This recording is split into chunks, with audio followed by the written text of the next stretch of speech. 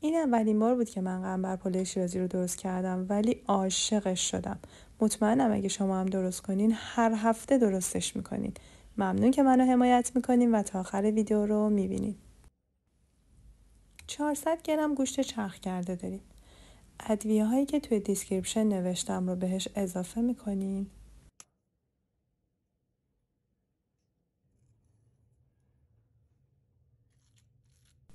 مقداری ورزش میدین.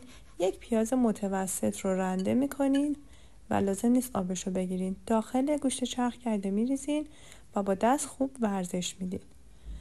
کف یه ظرف رو چرب کنین که گوشت قلقلی بهش نچسبه. اونا رو قلقلی میکنین. سعی کنین که یه اندازه در بیارین که قشنگ تر بشه شکل غذا.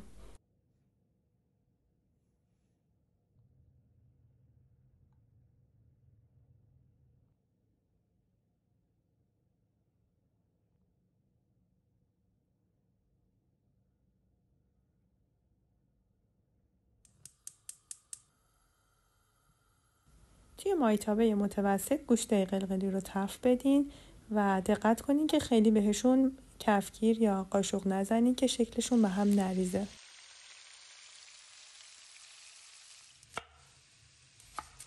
دو تا پیاز متوسط رو بسته به سلیقتون نگینی و یا خلالی خورد میکنین.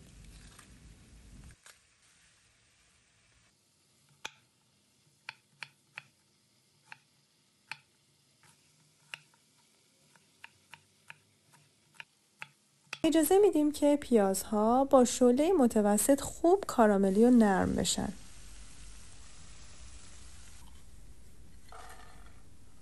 دیویس گرم گردو رو ساتوری میکنیم جوری که زیر دندون احساس بشه.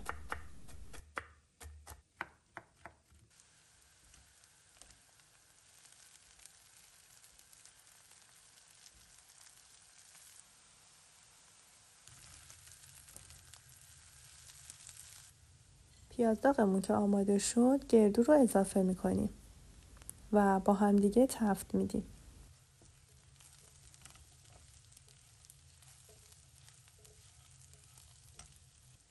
دیویس گرم کشمش پلویی از قبل شستیم آماده اضافه میکنیم. دوباره تفت میدیم. حالا نوبت گوشتای قلقلی. اونا رو هم که اضافه کردیم یک کوچولو تفت میدیم و در آخر ربع انارمون رو اضافه میکنیم.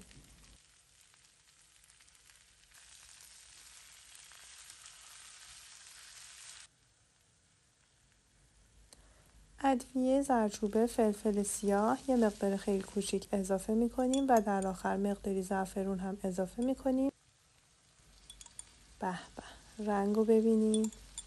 حتما درستش کنین و توی کامنت ها نظرتون رو در مورد این غذا برام بنویسین. موقع آبکش کردن حواسمون باشه که یه مقدار زودتر برنج رو برداریم و آبکش کنیم.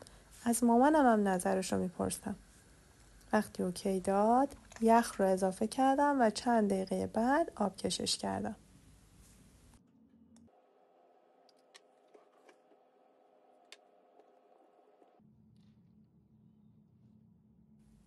مرحله به مرحله برنج و از اون موادی که آماده کردیم رو میریزیم.